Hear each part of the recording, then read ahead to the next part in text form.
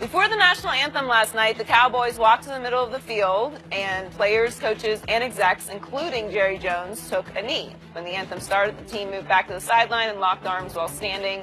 Take a listen to Des Bryant and Jerry Jones on last night's decision. We all agreed that our players wanted to make a statement about unity, and we wanted to make a statement about equality. They were are very much aware that that statement, when made or when attempted to be made, in and a part of the recognition of our flag, can not only lead to criticism but also controversy. I think sports show the perfect example of unity, and it's our job. And it's not just black NFL players. It's it's a mix. It's just different races, and I feel like that was a clear shot at Trump. Sitting on that knee like that, because you just can't do that. That's super disrespectful. And like I said, we showed great unity tonight, and that's what that was for. And I feel like that was needed. We're not gonna let a guy like that tear us apart, and not just us but this whole entire league. He shouldn't have never said that. It was a clear punch in the face, and I feel like we made up for that. Shannon, did you like what the Cowboys did? Hell no. I'll get to Dez in a minute. But no, hold on. No, I don't like it. But Skip, what exactly did they do? So let me get this right. It's like we're supposed to be doing something on the center stage, but we're going to kneel off to the side. But then when the anthem comes on, we're going to stand.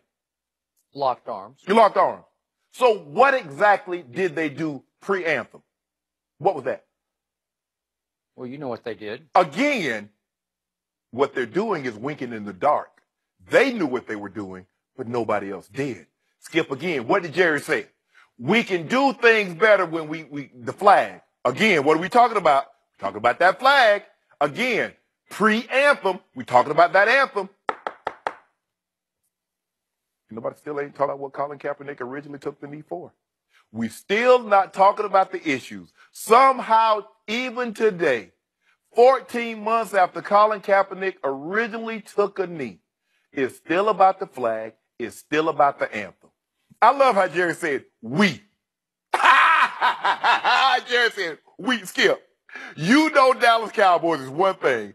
It's a totalitarian dictatorship. Because when it came to Tony Romo, what did he say, Skip? I'm making the decision.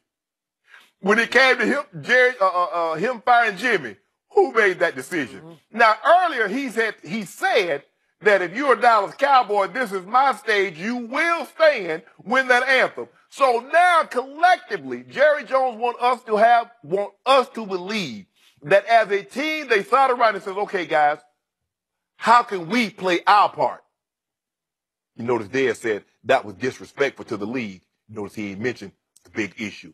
See, again, they're showing solidarity against President Trump. He's not the issue. He's making it about the flag. He's making it about the anthem. Everybody keeps making it about the anthem. That's not the issue. Colin Kaepernick's First Amendment right. That's not the issue. The issue is, and it has been, the killing of unarmed black men and women by the hands of the police, the injustices in America.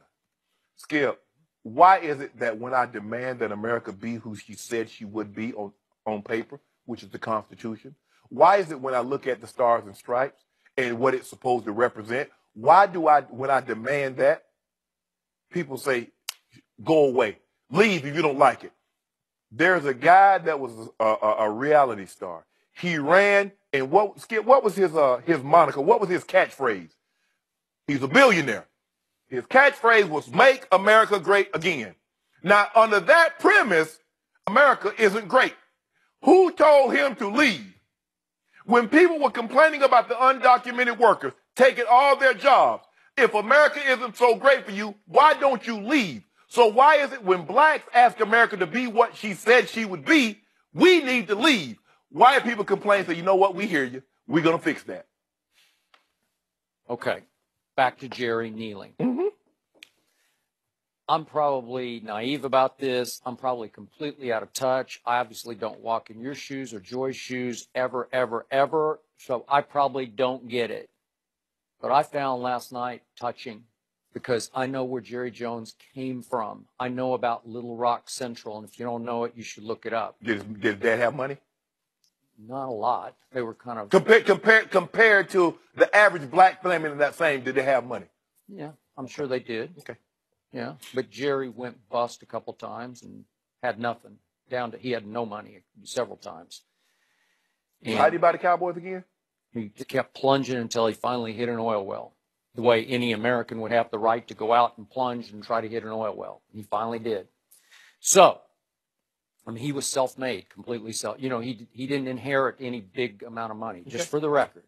But if you know his background, where he came from, to go from that to what we saw last night, that was a big deal for Jerry Jones. And again, I got to credit his daughter Charlotte because I think she came up with some compromise plan, because clearly you can read all you want into it, and I can agree with all your points about President Trump backed the NFL owners into a corner. It was about their bottom line. He attacked the league, so they had to fight back. It was about money more than about principle or, you know, political views, social views. But I did like what Jerry said after the game. He said, there's some wisdom to this statement. There's no need for us to talk about unity and equality. He's talking about his black players for the most part, and have 60% of the country mad at you because you're not perceived, for not being perceived as honoring the flag. And there's wisdom to that, because if they just tune you out, then you lose. So at least we saw Jerry Jones do something that Colin Kaepernick did to begin all this, for all the right reasons, for reasons I have constantly endorsed for a year on this show. And by the way, I was talking about white cops killing unarmed black men for 3 years on national TV, and I don't know many white commentators, if any, who started campaigning against that the way I did going way back. But this is Jerry Jones we're talking about. This is old, old, old school.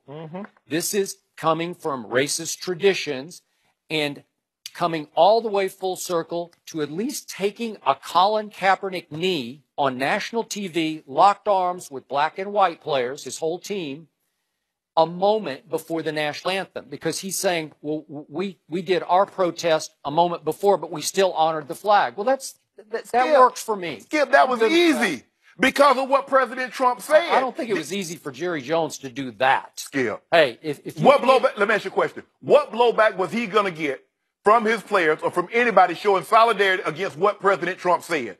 So here's the thing with the flags. Did you hear what Des said? Jerry was clearly taking a shot at President Trump, and he was. And you could say it's for all the wrong reasons, but he did. Can I ask you a question? You got to start somewhere, Shannon. This was a start. It's a tiny step, but for Jerry Jones, it's a giant step. Man, ain't nobody worried about President Trump. We're talking about the... You're constantly worried about. That's all you talk about. Yeah, let me ask you this. You have destroyed him on national TV, show after show. And don't tell me it's not about him. How about this here? It's all about him. Can I ask you, and Jerry Jones talking about honoring the flag. Should I honor a flag that doesn't honor me? Okay, that's fine. I get you. I'm with you. Shannon, you have to start somewhere. On national TV, trust me, that had impact. Colin Kaepernick's been doing this for 14 months. Got it. Jerry Jones just did it.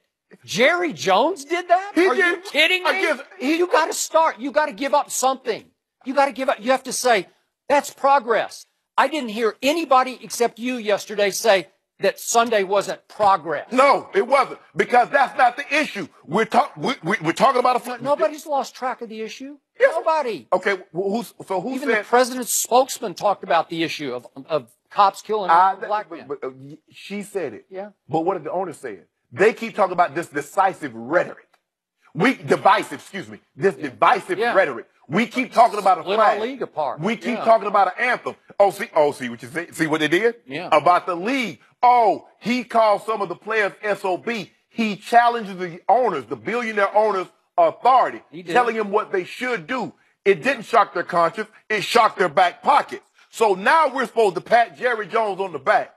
So let me ask you a question, Skip. And everybody keeps talking about, when people go overseas, they're fighting for that flag. So when they go overseas and fight, are they fighting for wealthy white men? Or are they fighting for men that just look like them, people that look like them, people that have their same religion? Or are they fighting for America? How do you know? I'm just asking you a question. Well, I'm asking you back. You're the expert. I'm not. But here's the thing. Tell me, what are they fighting for?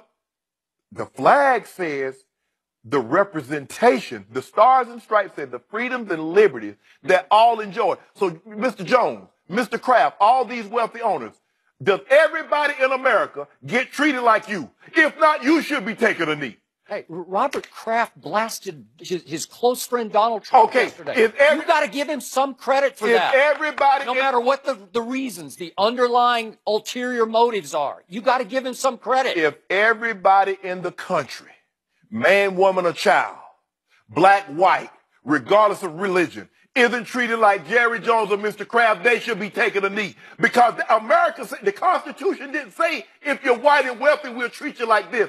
The stars and stripes that wave in the wind doesn't say you get these freedoms because you're wealthy and white. It doesn't say you're not afforded these. I'm with you. So I know what I fight for. I fight for equality. Yeah. I fought for it for years on TV.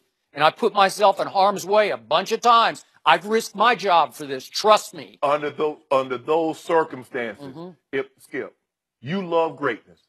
Tom Brady is as great as he is. He eats the way he does. He trains the way he does because why, Skip? He's trying to get better. America is great, but can we ask her to be better?